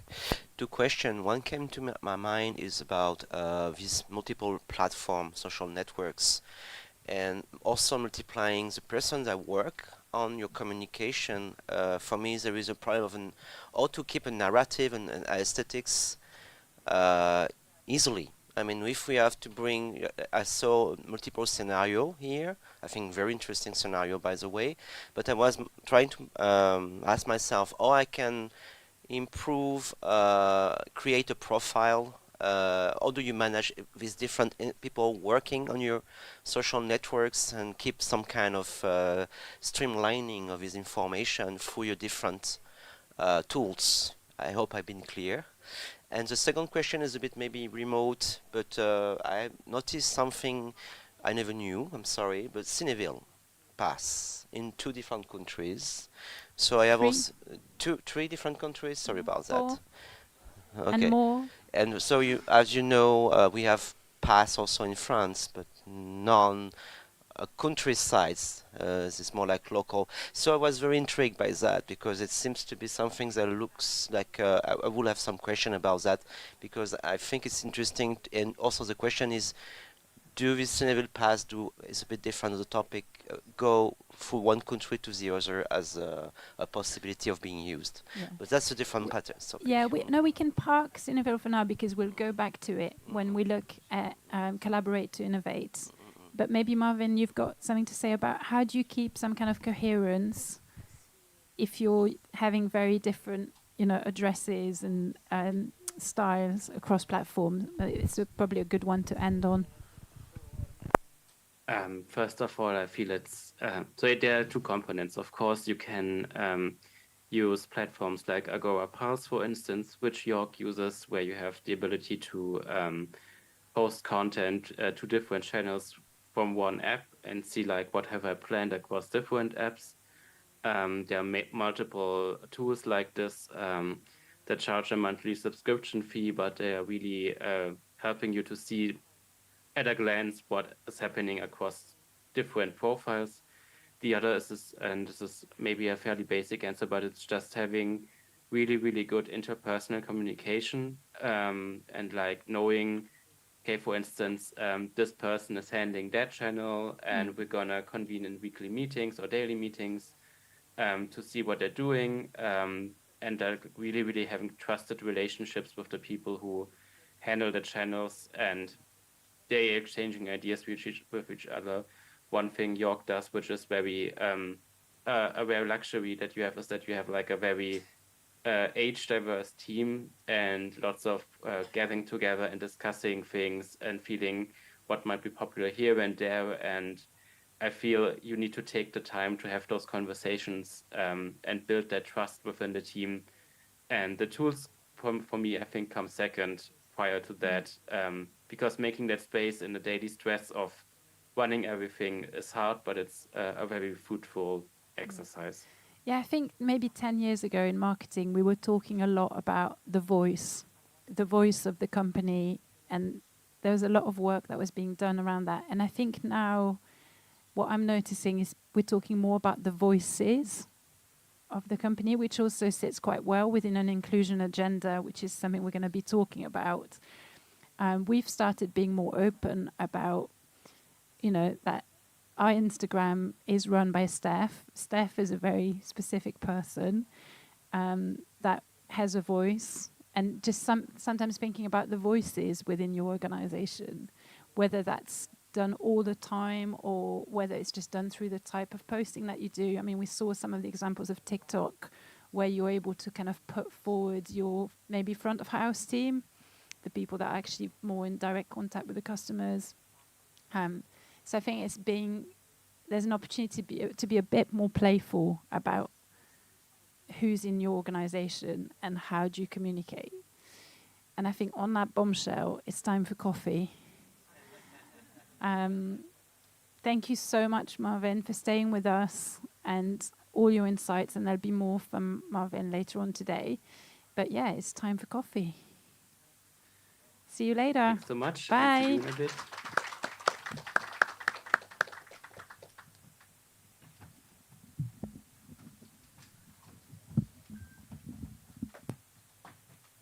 Oh my God, we're on time.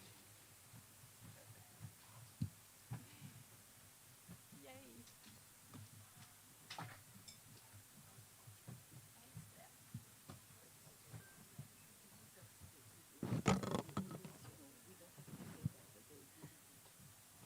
It happens all the time. Yeah.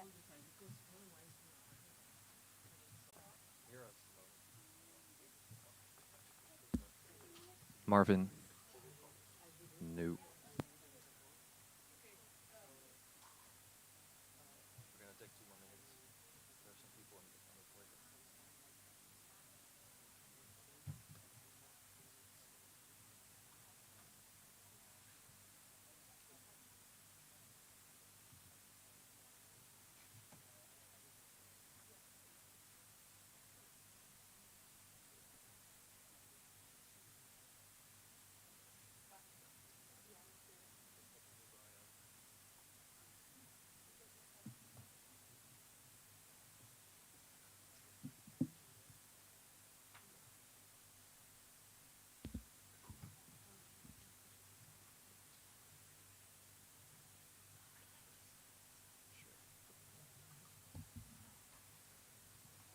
Marvin,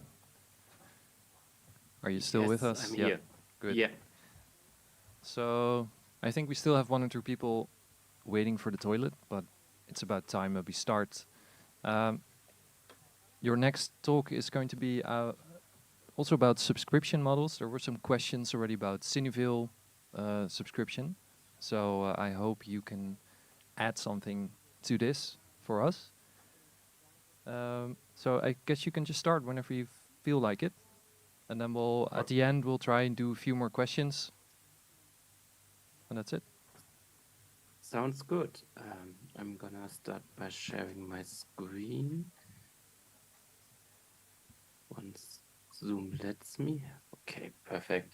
So I'm going to talk about a few things we briefly touched upon already: newsletters, memberships, and subscriptions. I'm gonna finish with subscriptions, but I want to just lay out that there are multiple paths of forming memberships for your audience. And just to recap on the first part, one major downside that we have by being active on social media, Google, or whatever not, is that in the end, you're always dependent on a giant third party that's likely a global company spending multiple billions of dollars and industries. And if one day Meta or TikTok decides they're going to change their algorithm and they're no longer going to show posts from companies for whatever reason, you're in bad luck because you can't do anything with all the followers and all the likes and shares that you created and accumulated over time. So while this is all great and you definitely should do it, it's also important to keep that downside in mind because Facebook, for instance, has changed the algorithm many times in the past and angered publishers and companies and a lot of people in the process.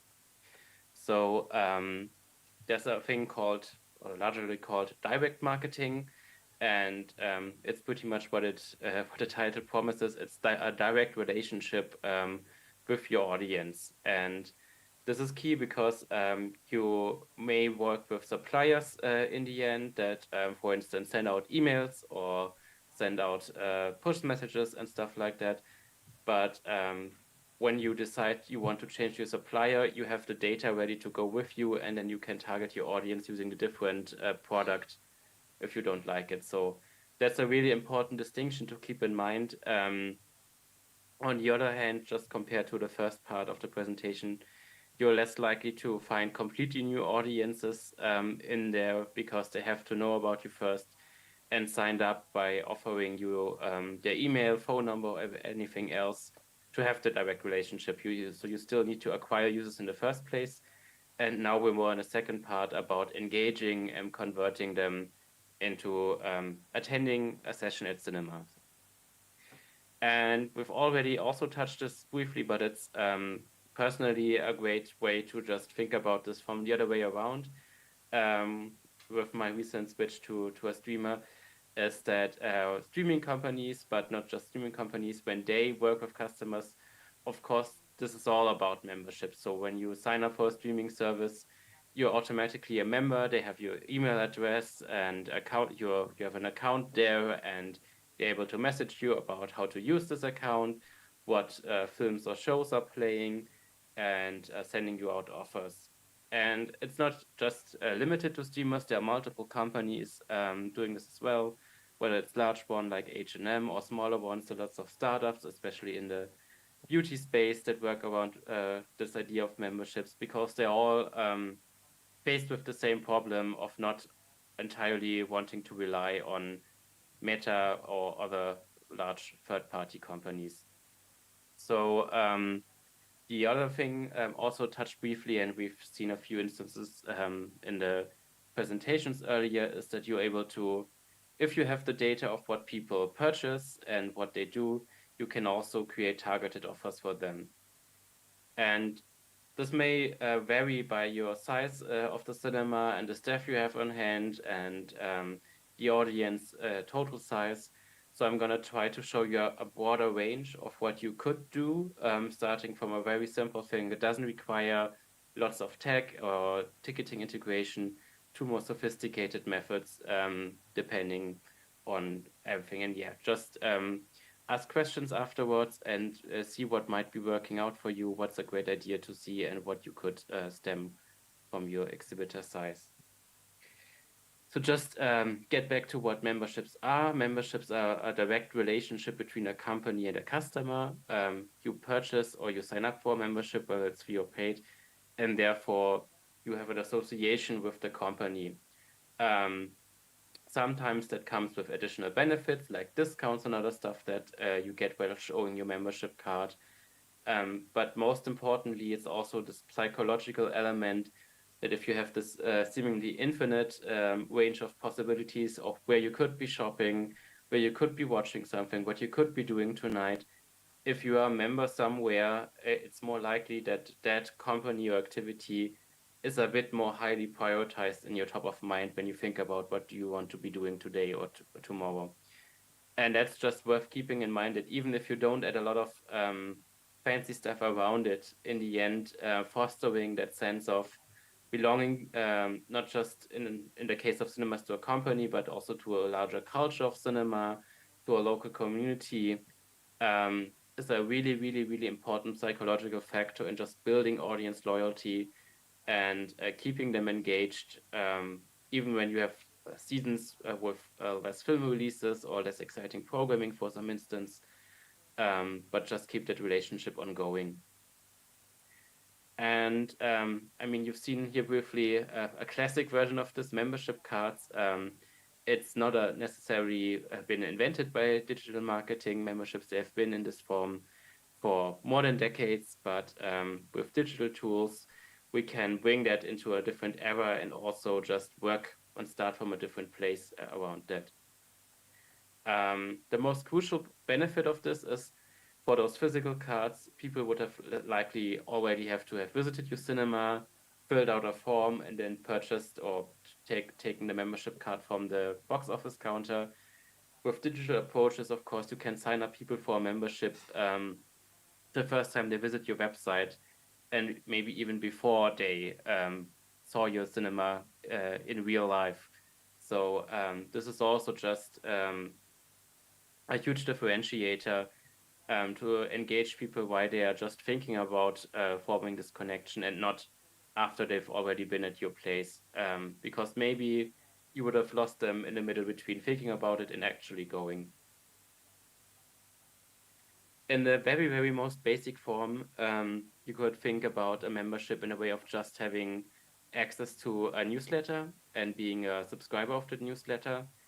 There are lots of tools out there to easily and beautifully build newsletters. Some box office and POS systems even have cinema-specific tools, but there's a broader range available, even if you're just starting out, if you don't have much resources. Some providers have free plans that are free until a certain limit of subscribers, and only after that you start paying. So that's a very easy way to just get started and try this format out without having too much technicality to set up. They also offer lots of guidance on how to design your emails, and most importantly, they also take care of things like the delivery rate to ensure that email are actually being delivered to inboxes.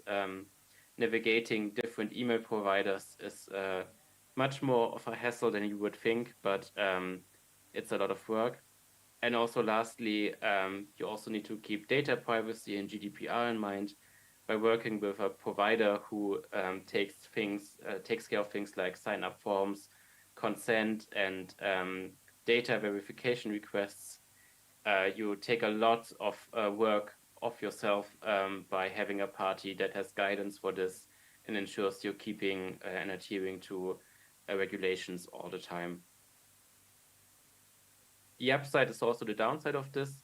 If you have an email newsletter that, for instance, goes every week, it's always the same for everyone. There's a certain benefit for that. If you want to, for instance, if you are a small scale cinema that has one screen and you only have one film playing every week, it's not much needed to think about, okay, how do we want to personalize this programming more thoroughly if you have limited options available from the beginning. If, on the other hand, you have a larger number of screens and programming and your newsletter would otherwise get this long, it's much more of a challenge. And we're going to get into that a bit more in detail on why later on.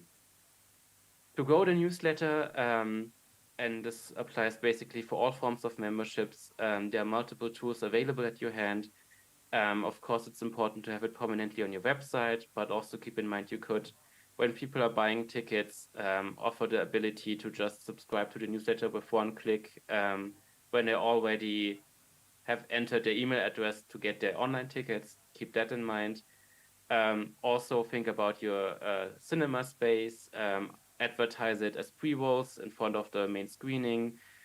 And some of the providers I mentioned earlier even have dedicated iPad apps that turn an iPad into a kiosk that you can then have in your foyer, where people can sign up by entering the email address and then getting a confirmation email that they have to confirm again directly. I would just highly, highly encourage you not to have leaflets where people sign in by hand lying around. It's very hard to ensure GDPR compliance, so data privacy compliance with that. And it leads to messy formats and everything, because you need to document when people have signed up for something, and people aren't allowed legally to see other email addresses in that list, so it's lots of hassle. It's not worth it. Really, really work with the other options above instead.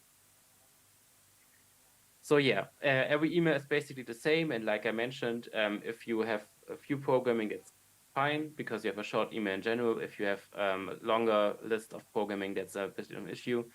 Because you have an email newsletter, you don't have limits in a print program like the page numbers and stuff like that. You could theoretically make it as long as you want, but still, even an email inbox has lots of other emails that are lying around. People have much of stuff to do. And the amount of people who would really read through a 25-minute long newsletter email is quite small. So you don't have an infinite amount of attention on people's hands.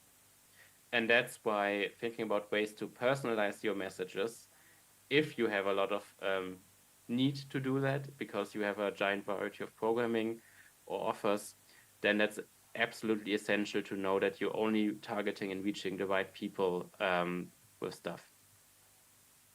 There's some instances of how to do that and the underlying technology for that.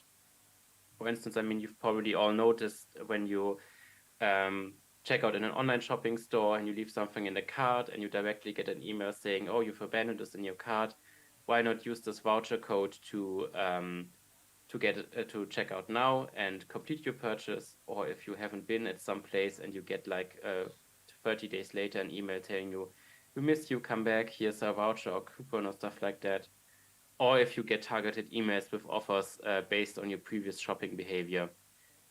Those are all ways to personalize emails, and they're being done by a technology called CRM systems, which is like a expanded version of just an email newsletter software. It's much more complicated here, but basically, if you're just starting out, remember this, that CRM is just email plus customer data. So instead of just having people's email address in your system, you also have data about when did they purchase a ticket last, when did they log into a website, or like in the previously mentioned example, did they start a checkout process for ticketing, but then aborted it?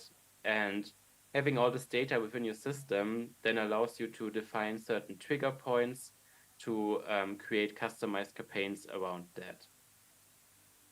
So, and again, now you know see the examples I mentioned earlier.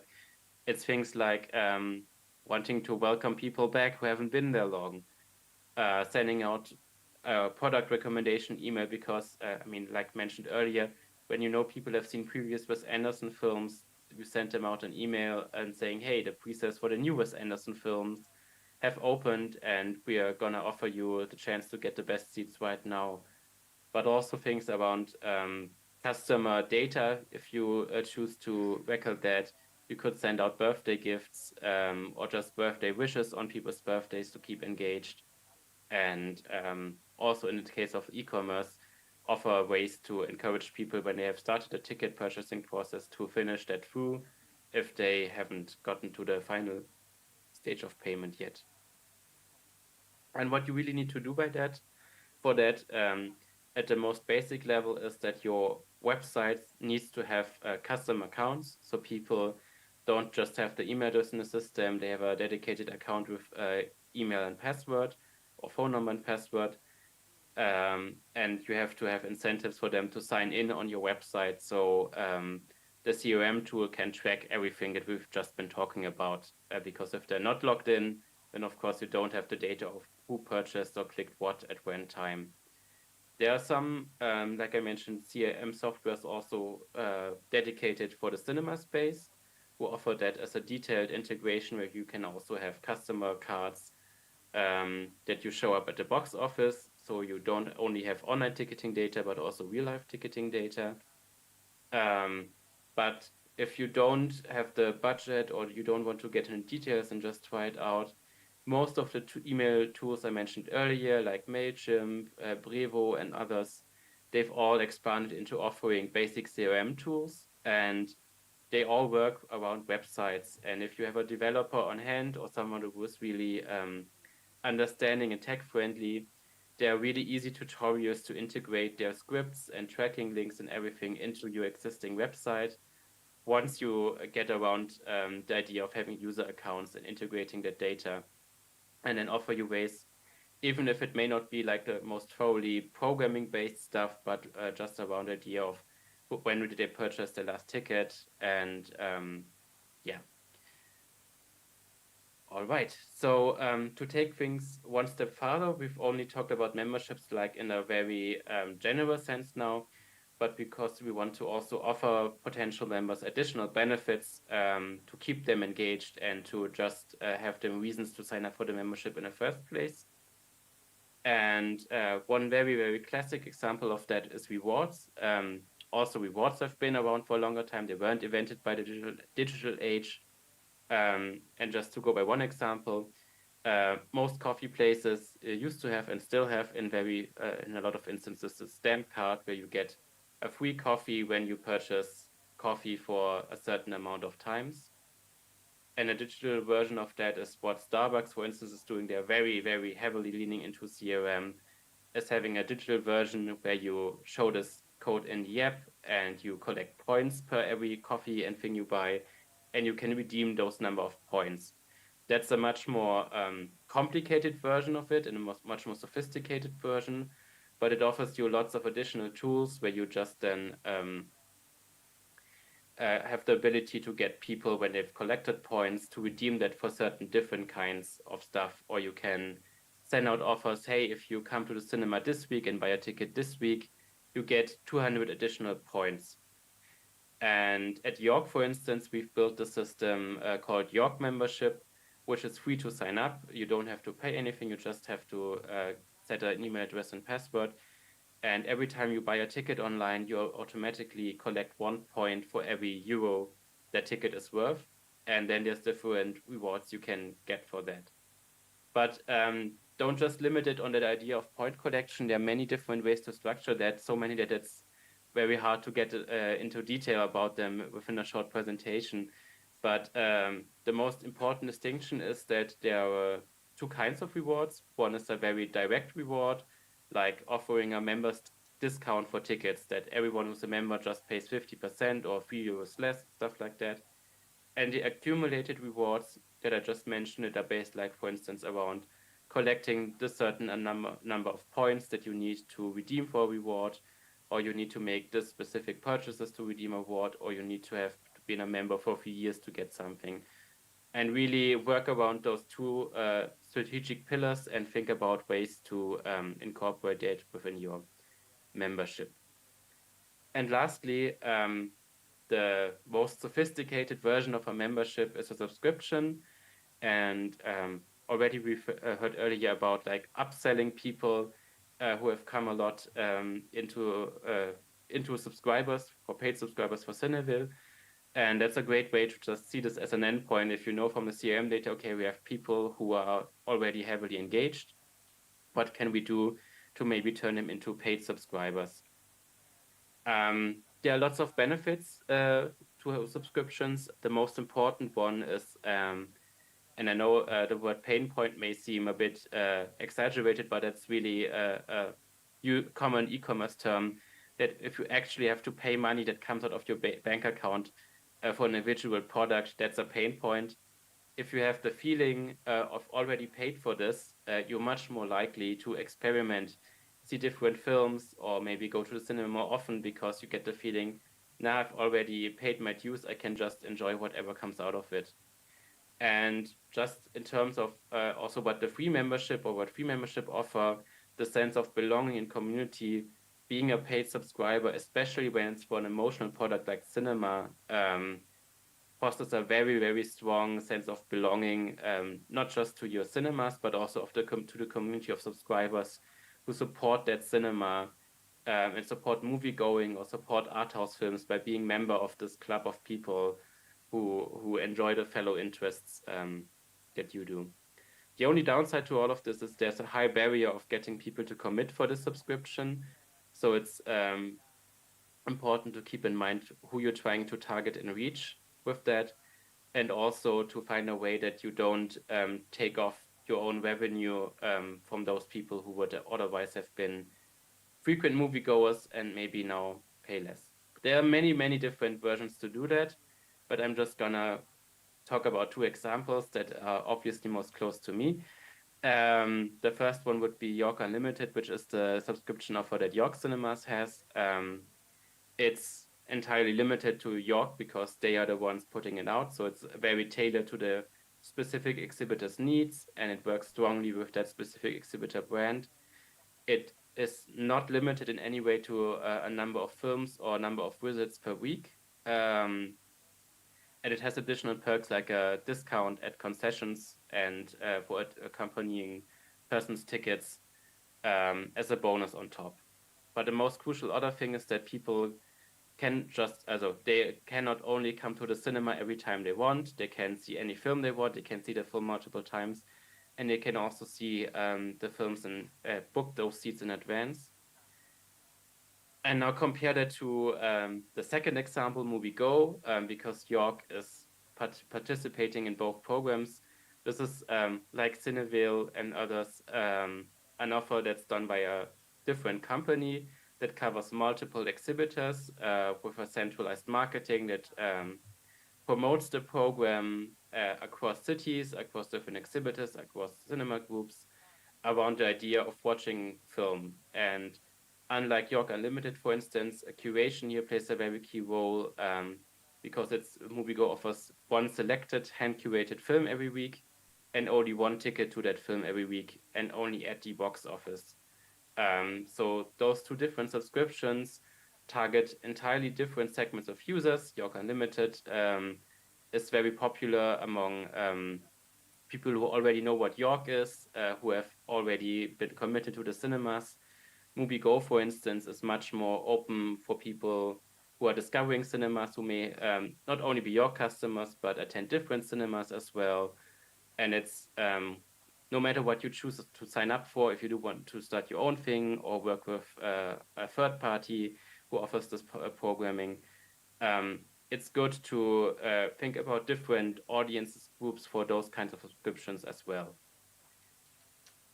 And yeah, just to recap, figure out what might work for you. Don't be afraid to try out things, be in contact.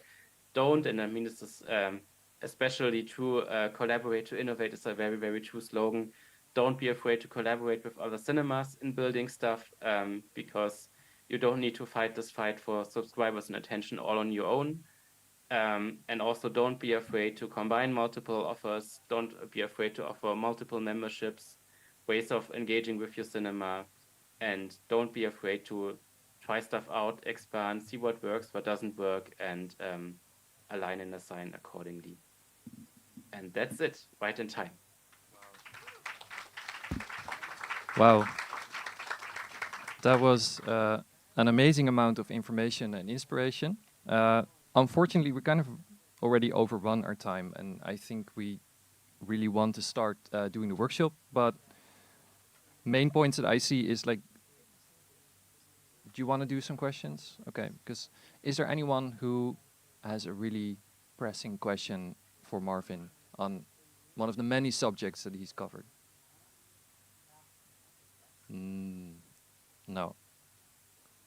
Well, in that case, I just wanted to add to what you were saying, because you were talking at length about email, and I think to add to that, it's really important to also look at your email analytics. Most email programs have that, and you can use the analysis of your sent emails.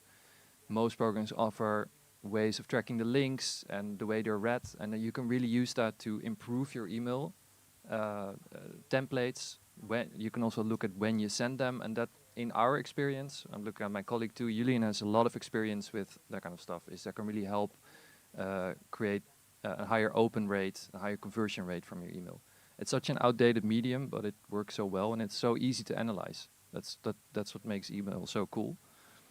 And I mean, CRM is a great tool. You can do so much with it. We do a lot with it, but we're a big company, and so is York and MUBI. My first question would be, like, what is the most basic way to get started with that? If you're a single screen cinema in with not much money or subsidies to work on that, what would be the first step to get started without going into huge technical barriers immediately? See, there are definitely people that are in the way. Do you have any thoughts on that, Marvin?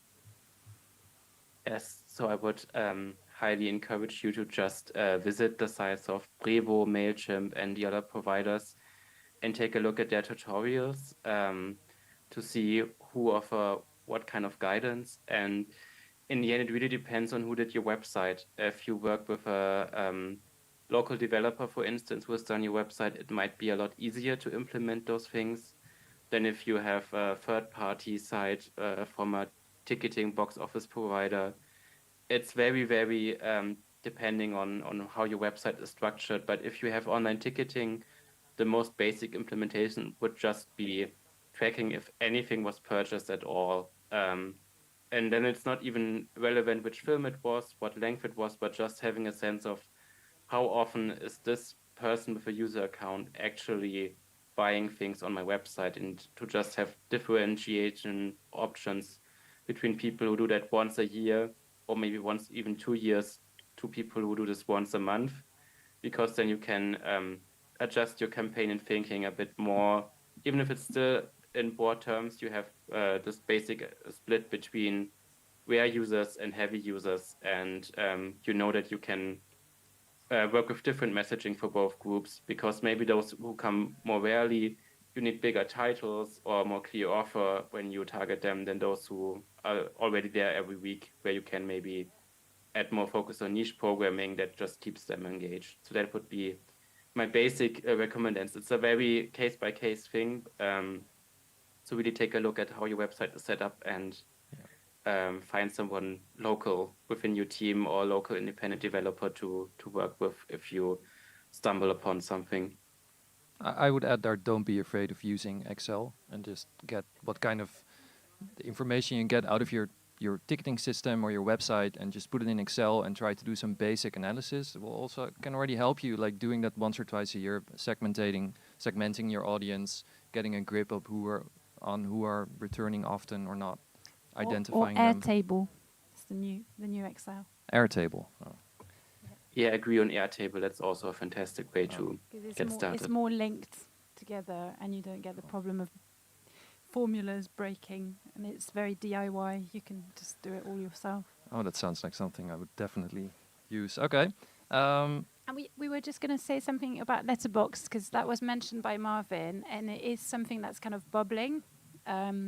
Certainly in the UK, there's a lot of interest around it. I don't know. Have you heard of Letterboxd? Just to get a show of hands. Yeah. So there's quite a few people here. So it's an interesting one, I would say, for a sort of cinephile audience. We're still trying to figure out where we sit within the space. But I'll give you one small example. Last year, we screened a film called Yi, a Taiwanese film. And we didn't do much marketing around it. It came as part of a package of films. Just put it on. It's sold out. Very young audience. We didn't do hardly any marketing. And then one of our younger members of staff, Steph Reed, who's going to be here in a few days with us, just pointed out that it was number 10, I think, in the Letterboxd, one of the key Letterboxd sort of top 10. And we've started looking at it a lot more, and we're realizing a lot of our super engaged customers are actually very active in the space. And the way we're going to explore how we can be part of that space is by creating a HQ. I don't know, Marvin, whether you've got much experience of using Letterboxd at York or in your current capacity. I think MUBI are one of the really strong brands on it. Criterion as well are starting to see cinemas going on the platform. Yes. I mean, at York, it's been figuring out a lot of things, but maybe one breakout was at York has a queer film series that's been running for 25 plus years, and just that list of that cinema series has been shared widely and gathered hundreds of likes. That doesn't necessarily translate into real life tickets on the other hand, but I feel it's just been, and this is easy if you work in different languages than English, checking out reviews for certain films that we're playing, and liking reviews and following people within the language. There's no clear strategy yet, but what the experience we had was similar to yours, that we just kept having films boosted by high Letterboxd ratings, by Letterboxd influencers, and seeing that there are now people on there who write reviews entirely in German and have over 30,000 followers. And we were like, okay, but if that was a Instagram influencer, Twitter influencer, we would be super amazed by them. And it wasn't that much on our radar. So it's a mix of just also promoting Letterboxd kind of in our programming. We had some short pre-rolls at the film series that we do, that the York did, that are, for instance, certain around Asian programming or Asian directed films. They always encourage people to write letterbox reviews so that films also get more visibility within their followership. And it's a mix of integrating it within your local programming and encouraging people to leave reviews there, and just browsing the platform and seeing what works. Some people, and it's worth checking out, maybe also use tagging when they write reviews and even have tags for certain cinemas. That's also how we found that people tag a certain York cinema and write all the reviews that for films they've seen there under that group tag. So that's also something to just start and see if people are talking or mentioning your cinema already without you actively being on Wow. it. Well, my mind is blown talking about letterboxed influencers. We haven't talked about influencers at all, which are more and more important. But yeah, Yeah, I mean, I think just at the most basic with Letterboxd, I think it's a really useful tool to remember which films you've seen. So I would say something that useful is going to take off in some way, and it's quite simple. And I think just have a play with it and see, because it might be different from country to country how established it is. It came from Australia, so it's probably more in Anglophone countries that it will take off first and then kind of move into different places. But it's an interesting one. And influencers is something we can pick up on, but maybe during the workshops as part of your campaign ideas. Should we thank Marvin and move on, or did you want to add anything else? well, just one thing. When you think about audience development, this is like Letterboxd is a free tool, and so it's a really easy way of creating a fan base. You can also think of a way of getting people to go on Letterboxd and creating there a place where you can meet them and discuss movie with them. So if they're not on there, it could be interesting to think about how you can get people actively onto Letterboxd. And that's part of the, I think, because I'm just in discussions at the moment with the Letterboxd people, and they have different offers, but one of the things they're interested in is reciprocal things that you can do to your newsletter to say, hey, by the way, we're on Letterboxd now, and there's like a special offer to get a premium sponsorship for your clients, your customers, and then they do the same to specific customer bases that they've built up, and using. I think it's good to think about your brand. If your brand was summarized in a bunch of hashtags, what would they be? So it might be like a film that summarizes. You've got to think slightly differently because you're in the digital space. There's a film that really summarizes your brand, or a series of films that really summarize your brand. That's a really good way of becoming visible on Letterboxd. But I think with all these new platforms, including TikTok and Letterboxd, the challenge is like how directly do you do the communication on there, or how much is it about influencers, partners, the community that you're working with, and just you really understanding where you need to be placed within that space. So it might not be about you starting a corporate TikTok account. It might be much more about inviting influential TikTokers to events. And I think we're all still figuring it out. So Absolutely. yeah, and that's why we're going to move into the kind of workshop